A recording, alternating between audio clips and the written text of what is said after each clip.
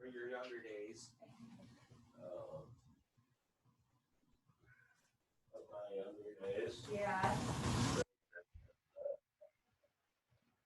I'm not sure they're all appropriate. This one is great. I just asked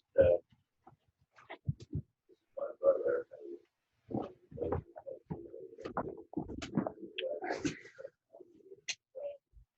Oh, I was sick growing.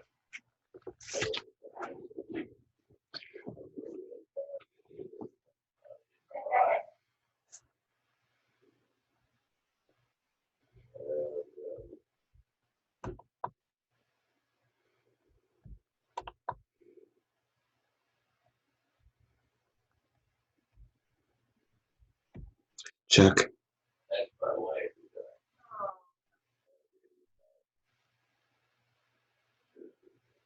Beautiful. Love and great.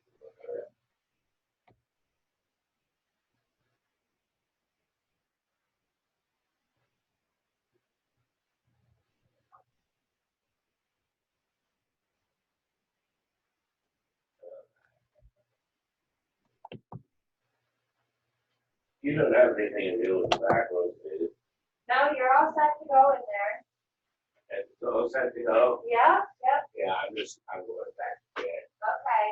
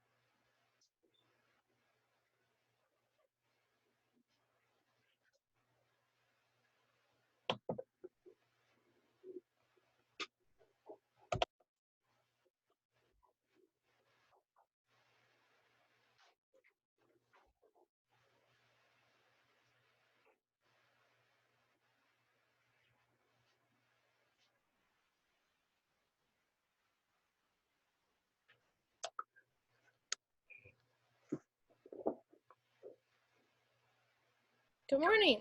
Good morning. How are you? Good. I'm not exactly sure what my reception is going to be, but Okay. um, How far away are you? 782 miles. Cool. Well, I hope you're doing okay with your dad. Thanks. Hang it in there. Yeah, actually, well, before we start, I'm going to grab my earphones and I'll be right back. Okay.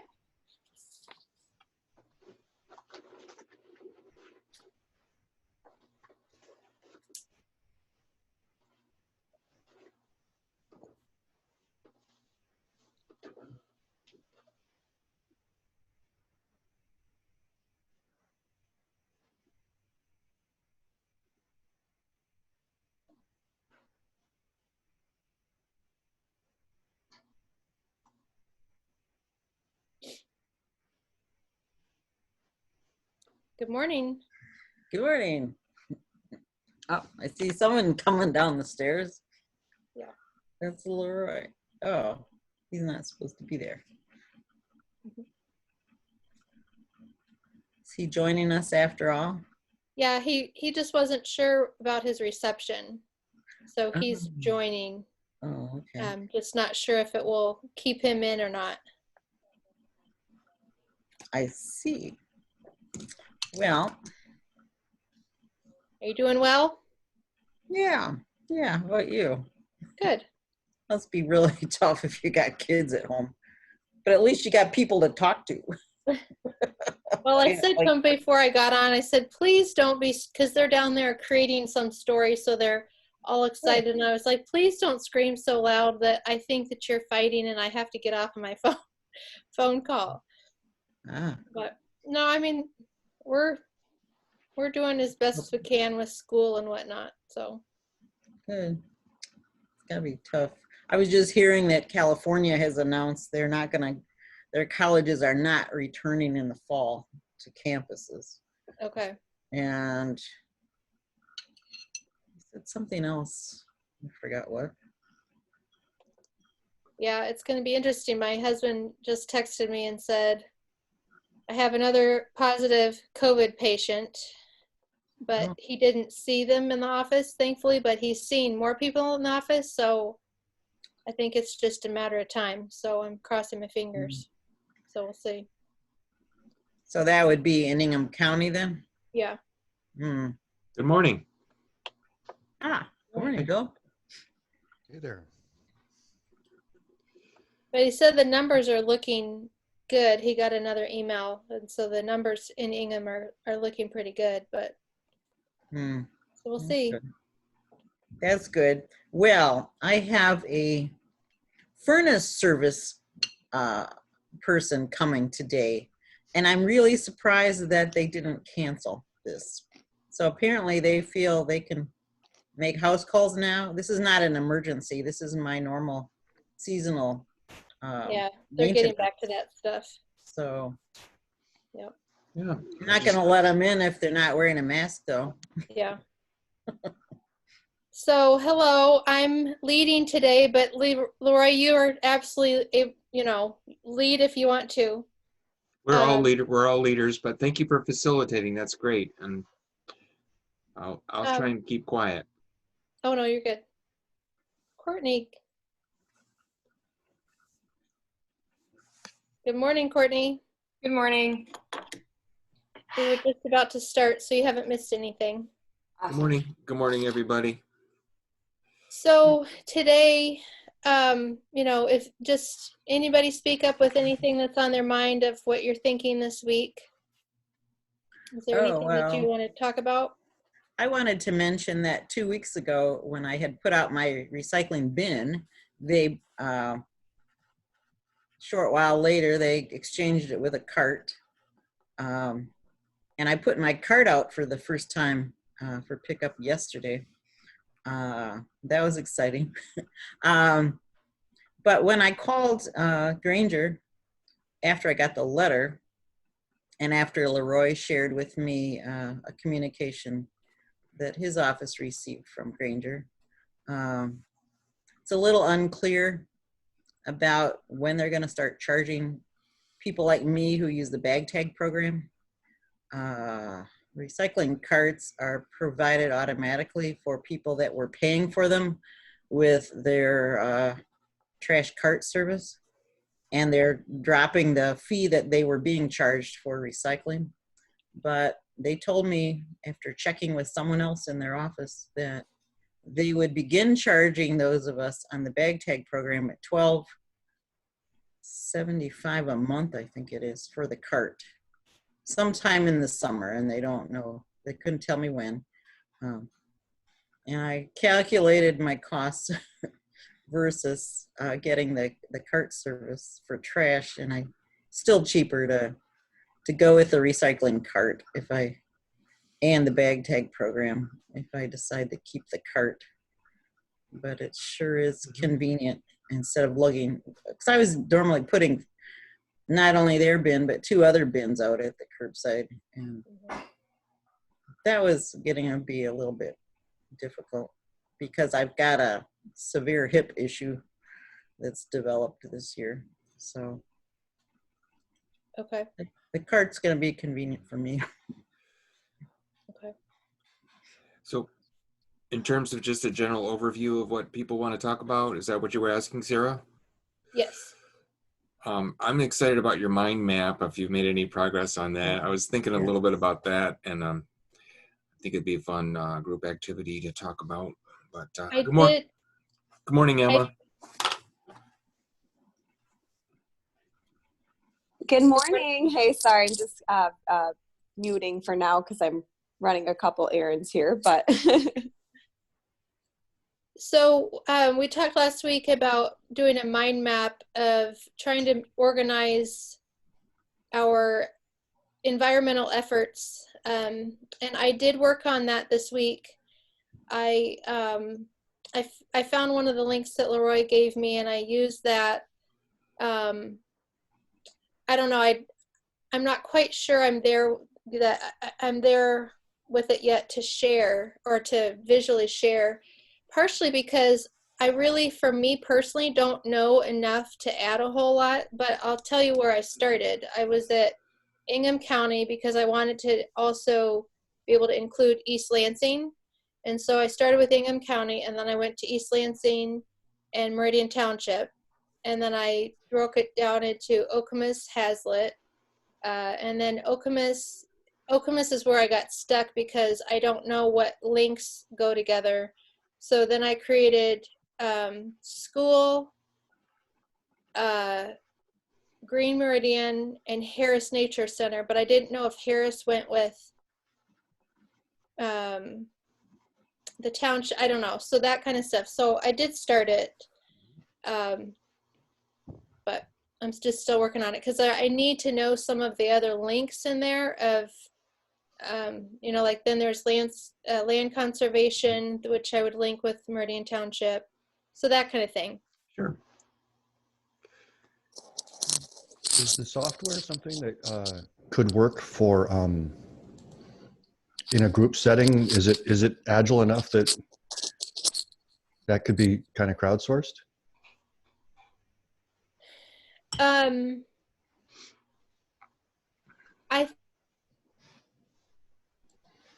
It said something about, well, okay, so I mean, I if you know were to what it share your was. if you were to share your screen right now, could we fill in some of those dots? Well, no, no, this is where I got stuck. I was trying to figure out where I got stuck. Where I got stuck was if I wanted to save it, it meant I had to buy the software. Oh.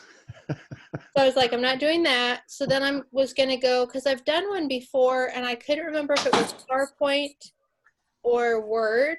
And so I was going to go create it in there to just have it so that I could, anyway, I just was like, I didn't want to necessarily buy it. So now I'm going to start over and try to do it in a place that I don't have to buy it. And then, yeah, it definitely could be something like that. But I could also just sit here and write it too, if we want to go talk through it. I just had a question of exactly, so you said this was a mind map, or? Yes. Part of the What is that? Sorry. Just to back up briefly, Sarah asked if what do we want to talk about today. Elaine was talking about recycling. I mentioned this mind map concept that came up last week, which is just sort of a way of conceptualizing some of the things that are going on and how, I mean, mind maps have multi-functions, but one is to sort of conceptualize, okay, what's going on in our community and how do we fit in and how do we see the world? There's no one right way to make a mind map, and there's lots of examples online, but it's kind of a way to start seeing connections and opportunities. But I'll invite other people to chime in who've used mind maps. And I'm curious if Courtney used one in her classes, because they're getting more popular in schools and college settings as a way to learn and to explore and to just understand complex systems and where we fit in. It's more like a food web versus a food chain sort of thing, sort of concept. Anybody else want to chime in? I'm not sure I've described it adequately, but I love the concept just because it is so organic and engaging, the whole process of creating a mind map. Yeah, I am familiar with folks who conduct research in that mode, and oftentimes the first step in engaging with the community is to try to get a common shared view of who the key actors are and who the key organizations are and what they're up to. So there's a lot of approaches that do that. Some of them are very formal, network mapping, studies the spread of technology through schools and tries to understand how certain people and the connections between them foster the adoption of technology. But in the first instance, it's purely illustrative as what we call a boundary object in a conversation, so that people are sharing their own views of how things are organized.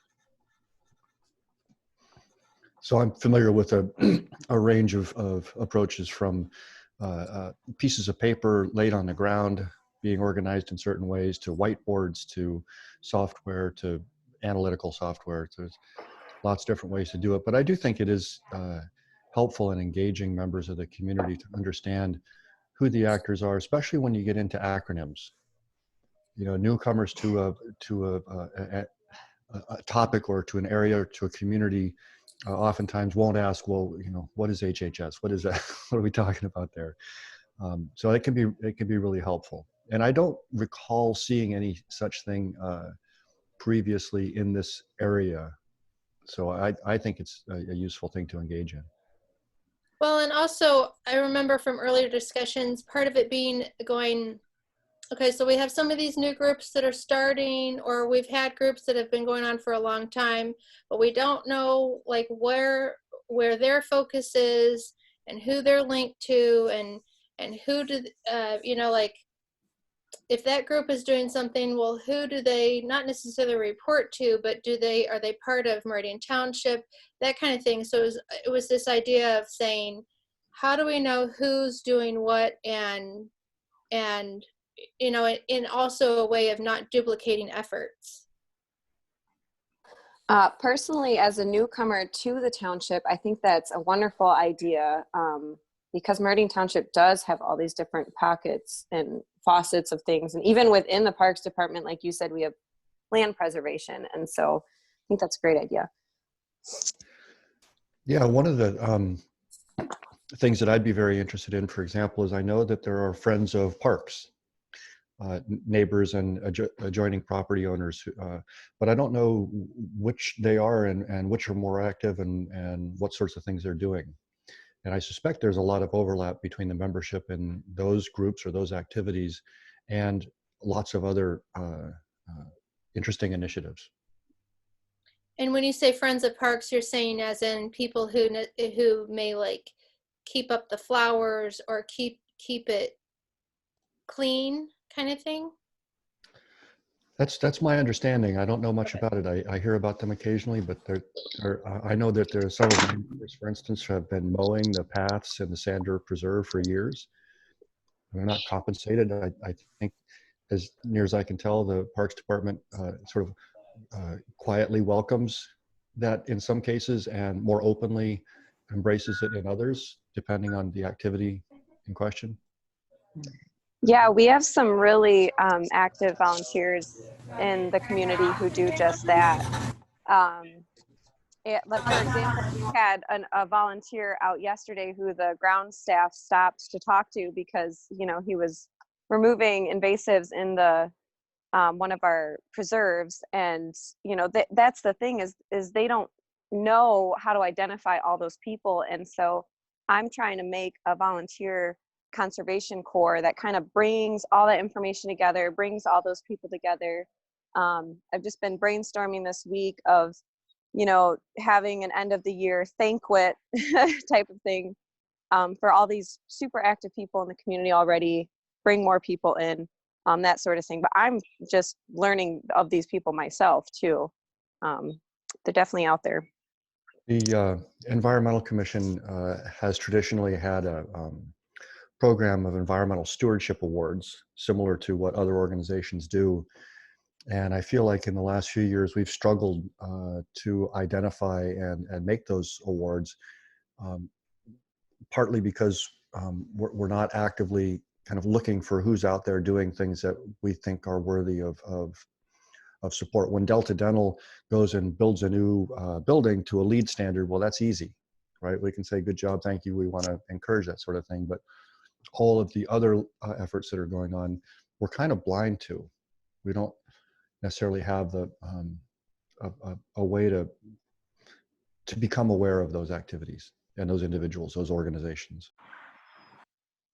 Yeah, I think that is a really huge connection we need to focus on. That's what I'm trying to focus on too, is also my thing for anyone outside of, you know, the environmental commission or departments or preserves, that sort of thing, is to make all these activities very quantifiable. I know our township manager, Frank, he's a very big numbers guy.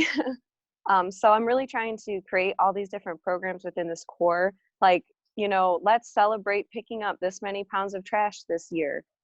So I really want to focus on record keeping of all these things, because there are a lot of people out there doing so much and it's just not being recorded. So that's kind of my big focus right now. Okay, that sounds good. That seems like one of the advantages of having a mind map. Sorry, Courtney, I'll let you speak. Go ahead. I just had a comment about the mind map. So I have a geography minor, but we haven't really touched like the mind mapping, like, 'cause there's like a geography kind of side with, I think, Esri, they have some kind of system. But have you used the mental modeler at all? Does anyone know about mental modeler? Yeah, one of the colleagues I was talking about, Stephen Gray over in community sustainability, is a big proponent of the mental modeler. Yeah, see, especially that's, cognitive maps. Steven used to go to my classes, and we've used mental modeler a lot. So that might be an easy system that you can use, and you can download that, and you can also screenshot that onto your computer. So you just like go into the mental modeler website, and then you click on it, and then I'm pretty sure the password's literally like mental modeler. But I've used that in a lot of different classes, and it's an easy way of mapping out different systems. So I've used it in like biology, ecology, and then I've used it in like just a normal sustainability class. So that might be helpful. Okay. I'll put a link to it here in the chat window. And welcome to go and have a look and see. We've had several students who have used it, for instance, studying the supply chain for soybean in Brazil for export production. Who are the input suppliers? Who are the producers? Who are the marketers? Who's involved in shipping overseas? And it can be very quantitative, but it's pretty intuitive. You know, create an entity, and then you create connections between those entities, sometimes with directions and sometimes with intensities. Does that sound right, Courtney? Yeah. Okay. So in terms of the mind map, let's brainstorm other areas of pieces of that I need to include. So I have Meridian, Green Meridian, Harris Nature, Friends of Parks, Environmental Commission, Land Preservation, the school aspect. What other parts what am I missing that I don't know about? I just want to mention that, again, there are many different, we could do a mind map on each of those groups that you mentioned. We could also do a mind map on all the projects that are happening in the township. And we could also each come up over this coming week. One of the things we could maybe do is each create our own mind maps independently, with maybe a little guidance from Bill and Courtney, or those who've used mind maps, and maybe building on what you've already done. But I'm just throwing out ideas here, because one of the cool things is just learning how people understand the world. And if we do it independently, we might see things. I mean, we'll be influenced by what you come up with, but we might each come up with a slightly different angle on it. So that's just one idea, is to not necessarily feel like you have to come up with the perfect mind map, but sort of tap our collective creativity on an expanded version. And then you could take what we come up with next week or in 2 weeks or whatever, and create your own, or create a more complex one. So that's just one idea there. Okay. Go ahead and chime in, anybody else. I mean, I think that's an interesting idea to get, you know, because in our field, we're really having to think about the perspective of every stakeholder, because there's, you know, everybody has a stake in the township, in our lands, and so I just think that would be interesting, just to get different perspectives. We all have a different role in the township, so. Yeah, another aspect besides the individuals and the activities is sort of a timeline, right? So in the township, we tend to look back towards our green space plan, which was adopted about the same time as the prior master plan, the adoption of the climate sustainability action plan.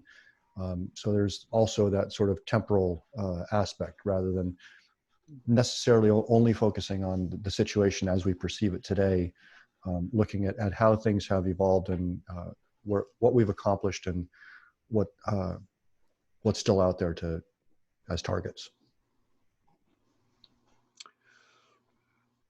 One of the other things that might happen is that it rapidly becomes cumbersome and confusing, but maybe keeping it general, and maybe even, again, I'm thinking out loud here, but maybe Emma would do something related to her immediate world.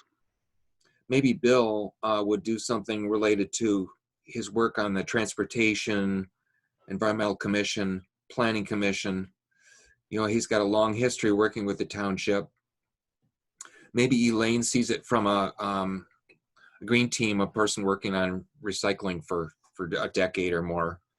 Courtney might see her recent experience with Green Map and ways that might expand. And that's sort of a mind map in itself.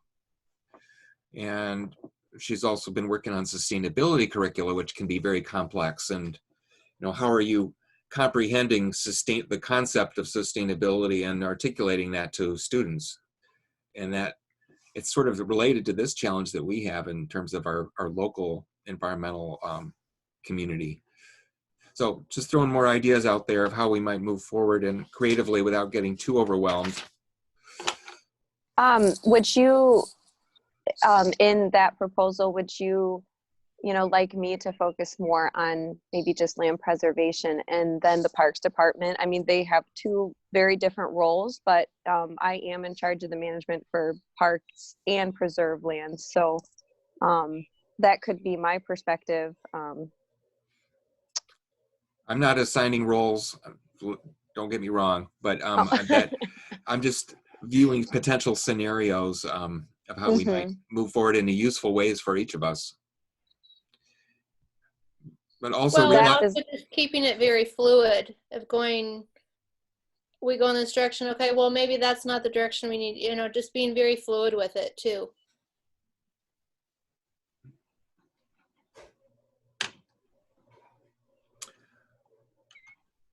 Okay. Any other thoughts on that part? I'm curious if Courtney's started working on something related to the sustainability curricula in the green schools. Do you guys have this is just another dimension of the mind map, is sort of that list of topics that fall in the concepts of sustainability. And maybe that would be helpful to see or share at some point. So for the curriculum that I did, we basically didn't define sustainability and say what they had to teach. We just said that they had to teach sustainability in some aspect, and we gave them a couple of examples. I could pull out the examples, but we didn't go too far into it because, like, you could attach many things to sustainability. You just gotta weave your way there. So sustainability can mean many things, and everyone has a different definition for sustainability. So, just curious. Well, and I'm wondering from the aspect of the school portion, once we're able to get that going more and develop that more, how that will lead into other things that are going on in the township. And, there's going to be with the school curriculum, that aspect that we're wanting to include, but also just, I can see how this will be helpful of knowing, as we add that in and we add in systems to that school committee of creating what the environmental lens can be within the school, where that mind map of what the township is doing and how the township could help us or influence us in what we create those systems to be. I think that will be helpful. Mm-hmm. Especially in terms of, like if if you're saying your curriculum for this grade is something, well, how can Harris Nature Center help, or that kind of thing? That will be, or what's in land preservation that we can teach, or that kind of thing. So I think that will be good. Yeah, I know that Harris, I know Allison and Katie are coming up with a lot of virtual programming to offer. Luann is really pushing them to get that out there right now. And I, you know, because they do plan on doing camp, but not till July. And, you know, even then everything is still up in the air. So they're really pushing for that curriculum. Yeah. So were there other aspects of what's going on in the township, things that I'm missing to include that you can think of? Well, I just started brainstorming a little this morning thinking, oh gosh, what are we going to talk about today? I actually do have internet service and a few minutes before 9 o'clock. So I didn't come up with a map necessarily, but I was thinking in terms of businesses, church, kind of organizations. Well, I started thinking about organizations, businesses, churches, neighborhood organizations, local, regional government, state government, schools, universities, clubs and service organizations, and then environmental organizations like the Green Team. But there's also groups like Sierra Club. There's, you know, there's dozens of environmental organizations. There's clubs in local schools. So that was my sort of organizational brainstorm. And then I was thinking about policy, and started thinking about projects like our recycling events. Bill mentioned the Environmental Stewardship Awards. There's a lot of activities and projects that we're associated with that are happening locally. So those were just a couple dimensions. I also sort of started thinking about that timeline that Bill mentioned in terms of, you know, what's possible, what's probable, what are things that are likely items on people's agendas. But again, maybe if we approach this from our individual perspectives, and whether it's just a list or an actual mind map, or maybe we dabble with that mental modeler, come back next week and kind of share what we're thinking. That might be one way to help each other move forward. I also, one last thing, Emma said, helping people, decision makers, visualize or quantify things. A mind map is one way to sort of quantify, because I struggle at my job just telling people about all the cool things that are going on in the community in a 30-second elevator speech, which was often what I have with my boss or a Frank or a trustee. It's like, there's a shitload of things happening in our township. And how do I help some of these people appreciate the rich community opportunities and you know, you people here? There's a lot going on, and there's a lot of interested folks that are doing things that they care about. A mind map might be one way to share that. Go ahead. I'm going to look into the mental modeler and try to do that so that I can actually save what I work on, and then I will send that out to you. I think it would be really cool to be able to get that, again, in a fluid way, but get that where, hoping maybe that it would be something that could be uploaded on the website or something. So if people were interested in being able to see what's going on in the township, and then that would be able to, you know, show what's going on. In one of the meetings that we had with the school, I appreciated when the facilities director said, you know, we have a whole lot of stuff that we are doing that is helping the environment, as in changing like the bulbs out that have saved so much money for the school district and that kind of thing. But he goes, but we don't share with the community. We don't talk about any of the good things that we've done. So I wonder if you know, being able to put a mind map up so that people could, I don't know if it will work this way, but if we could put it up so that here's a link and people could, be able to go through it, not change it, but go through it and see what's going on in the township, that would be really cool. Yeah, I know communications is always hounding us because they're like, you guys are out there every day, so you don't really say what you're doing, but they like always want us to be telling them what they're doing. So, maybe even that could be something that gets highlighted, whether or not they did it, recently or not. I think it would be cool. Maybe we could just start highlighting different places like that, different schools in the community who are, stepping up and doing that. Maybe they could get, in the newsletter or whatever, something like that. Yeah. I like that idea. I'm a little jealous that Emma's sitting outside, so I'm trying to find a place in the sun here. I couldn't help it. I was driving and I was like, this is so nice out. And I hope the freezing is done because my seeds, I've been having to cover my seeds up. Yeah, I think it says something about 80 next week, so we'll see. Woo! Not ready for that yet either. True.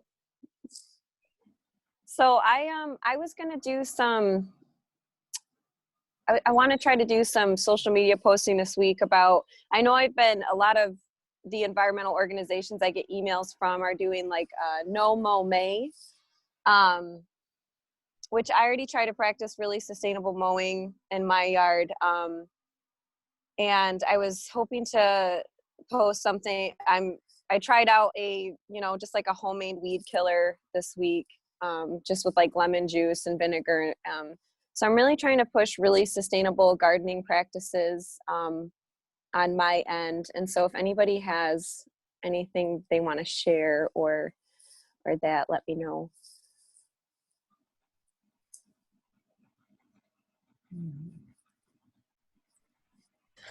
That's a cool idea. Yeah, I don't know much. When I moved into my house 13 years ago, it was so dandelion filled I didn't know what to do. So yeah, it's hard.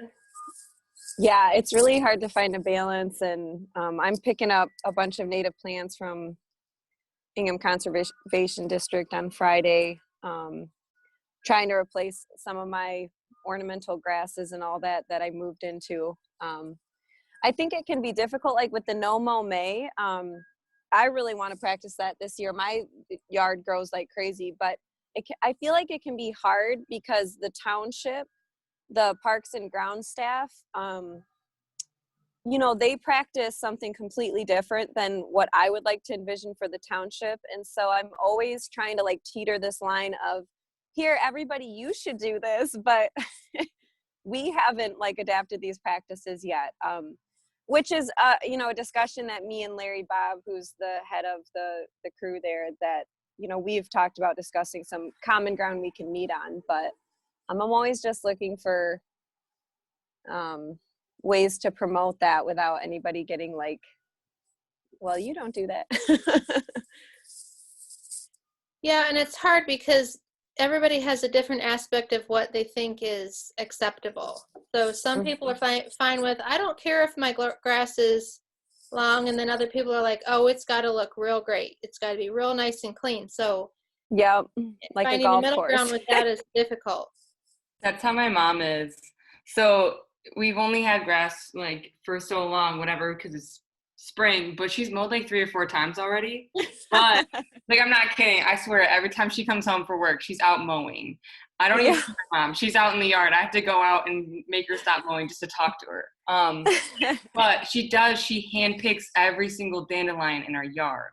So she doesn't use any kind of like pesticides or anything. We have a pretty big yard. So she's a crazy lady that's always outside working on our lawn. So she's like, I'll mow, but at the same time, I won't use stuff to kill the dandelions. I'll go pick it myself. That's a step right there. And I see, that's this kind of stuff like, and I don't ever want to be shaming people.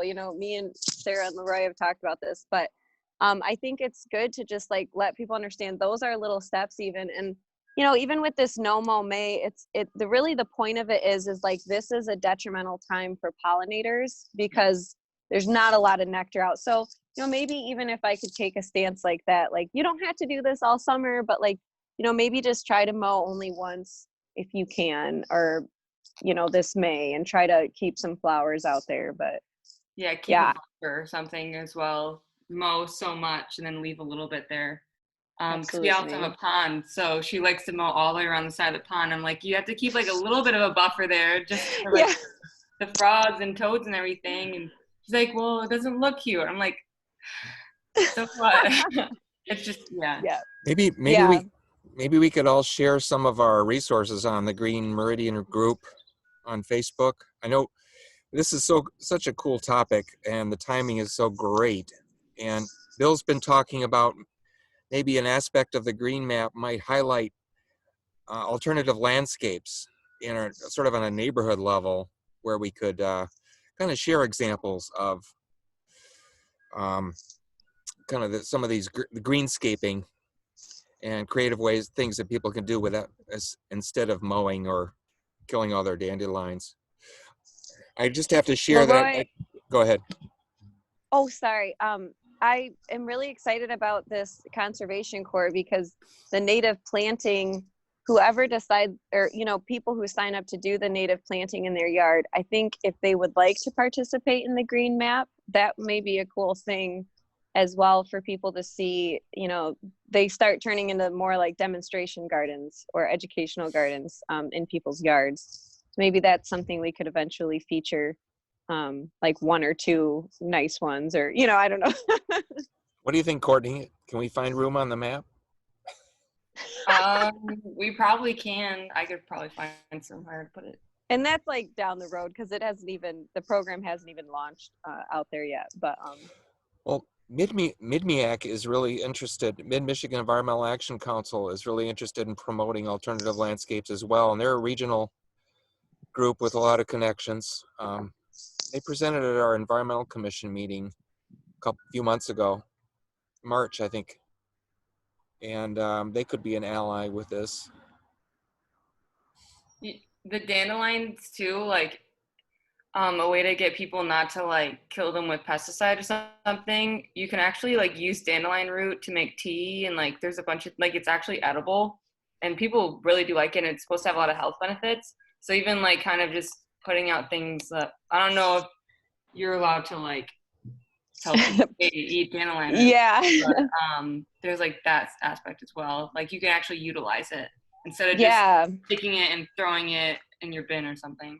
I should take a picture of the dandelion leaves at Horrocks. I don't think they're that much. I think maybe they're like $5 a pound. But I mean, you know, they sell them at Horrocks, and you can just pop the heads off and fry them up too, which are that's pretty good. Yeah, I think that's a great idea. Just putting as much useful information out there as possible. When you say pop the heads off, are we talking flowers or the seed heads? As far as I know, the flower heads. I don't know about the seed heads. That doesn't seem too appetizing to me personally. Are there I follow- recipes? Yeah, I think there are, yeah. I follow a foraging group on Facebook, which can kind of be terrible sometimes because I don't know. It can be a hard group to follow, but they eat all kinds of stuff. And I've gotten a lot of good recipes off of there. So yeah, I could drum up something, and I'll check with Luann and just make sure I can post things about people possibly eating food out in their yard. But we'll see. Interesting. I'm kind of torn because my sister's asking me to get mowing my dad's lawn here, and all these wildflowers are popping up. It's like, Yeah. and there's a bee right there. Just, What are those? Some mint, maybe, looks like. that sort of looks like it. Yeah, good eye. What did Yeah, you they call love it? the mint. And a mower would just chop this stuff right down. Well, so I mow at I do the DNR recommended mowing, which is at 4 inches, which can be like, you know, that's another thing you have to think about too, because then you're like, well, am I mowing more then and just using my mower more, which has its own effects. But I do like that length because it keeps, like I have violets and dandelions and mint in my yard. I've even got strawberries coming up randomly. And it really leaves all of those there. So that's another way to kind of mitigate that. I was gonna say that's what I do, and I've noticed. Yeah, if I set the mower to the highest, all the dandelions are still there, and a lot of the other low-growing flowers. I have a lot of violets, and I've noticed since I haven't been treating the lawn at all for about 5 years.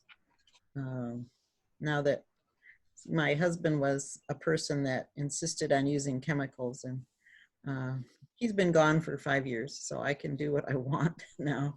And I've noticed that a lot of low-growing, I guess most people would call them weeds, are taking over in certain areas. And there's many areas that I don't need to mow because there's those wild strawberry things have taken over in some areas. I have a myrtle ground cover that is spreading throughout certain areas. And I've got patches of clover. And Oh, that's great. Bees love that clover. bunches of rabbits that come in the yard, and deer come in the yard all the time. And Emma, I kind of, and I've got, right, the last 2 years I've had moles, but they really haven't taken over. So I'm not too concerned about those so far. That's great though. I mean, that's the kind of stuff that can make such a difference. And those are the small steps that people don't understand can make or break an ecosystem essentially. So I guess my question would be though, how do we find that balance? Because there are a lot of people who are not going to want to go the completely no chemical way. There, I mean, we have, I mean, there is always the spectrum. So how do we find that balance? How can we help teach people to find that balance of, if you don't go chemical, do you go something that's organic that helps you not fully go to all clover lawn? Or I mean, there's just plenty of people who don't want to. I mean, I know it's not great for the habitat, but that are not going to go that route of how there's plenty of people that want a green grass lawn. So how do we find that in between, or that way of saying, okay, if you want a green grass lawn, how about we try here's the alternatives for organic instead of the really bad chemical? Like I just think that we have to be careful of finding, not only going the route of this is the way it should only be, of no chemicals, whatever, but also just creating some alternatives, because there are people that are not going to go along the way of no chemicals ever. So yeah, because it's a complete core value, top down change that is it's just simply not ever going to happen for some people. But I think too, in one of my goals of my conservation corps is, to kind of recognize the people in the community so like with the native planting, there's going to be yard signs and different, placards they can put up in their yard. So really one way that I feel like going is, really just getting the information out there for people who do want to take that step. And also, if you do really like your green yard, planting natives is always a great option to at least add to your yard. And I do think that putting options out there is the best thing. Like I said, I really don't like taking a stance of this is it, this is what you need to do. I just think that doesn't work. Like you said, I just think it's not going to work. So yeah, I think we can definitely put out some, more organic, more maybe homemade options out there. There are so many different things, but I think it's going to be very difficult to catch some of those people. And that just may not happen for some of those. I was going to say, a few years back, the Environmental Commission looked into the issue of phosphorus, which was driven, I think, mainly by the continued annual treatment of the growth in Lake Lansing and the cost of removing that and trying to encourage people living in that watershed to reduce their phosphorus application. And we looked into doing something more broadly throughout the township, and the board was quite reluctant to enact an ordinance that tried to restrict that simply because the distribution, the purchase, the application is almost all unregulated. You can go after the licensed lawn care folks and try to get them to do things. And but personally, I have more faith in the sort of opening options approach that we're talking about here, and celebrating those instances where people have chosen to do something other than the traditional turf grass, so that it feels more like a reasonable choice, a reasonable direction to those people who might be in that middle ground of, I really don't like mowing my lawn, I have allergies, it disturbs me, it disturbs my neighbors, it's expensive, I don't like it, but what's my choice? And having lots of examples to choose from that are easy to find, I think is an approach worth pursuing.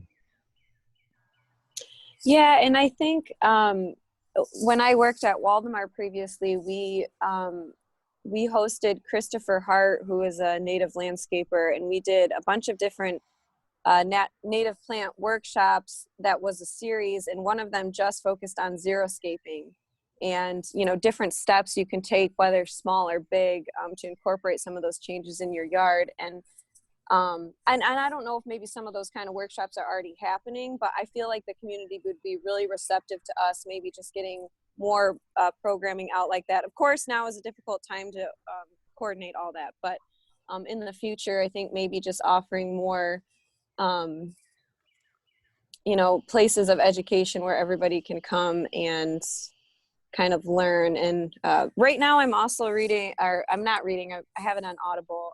It's called Bringing Nature Home.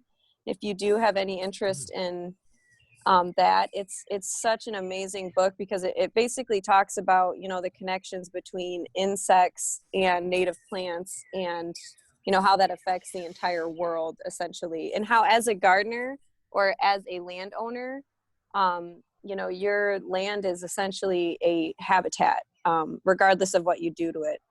So that's a very interesting book.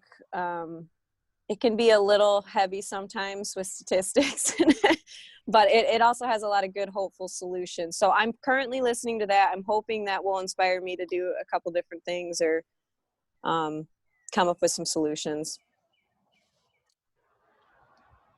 Yeah, I think that's great. It's been a fascinating conversation. Thanks, Sarah, for willingness to facilitate. And I'm going to have to run, but please keep chatting if you like. And I'll be working on my mind map and maybe sharing some of the eco lawn tips that or resources that I've collected. I know, just one parting thought is that I know that the township is interested in reducing mowing for cost reasons, and just because we have so much to mow. So I think there's some hope for transformation gradually at the township level. Absolutely. Thanks everybody for this great conversation. Yeah, thank you. Thank you. I'm going to tune out. I think you can keep going as long as you like, but Okay. I'll hopefully check out the recording later. Okay. Yeah, have a good rest of your day. Take care. Thank you, everybody.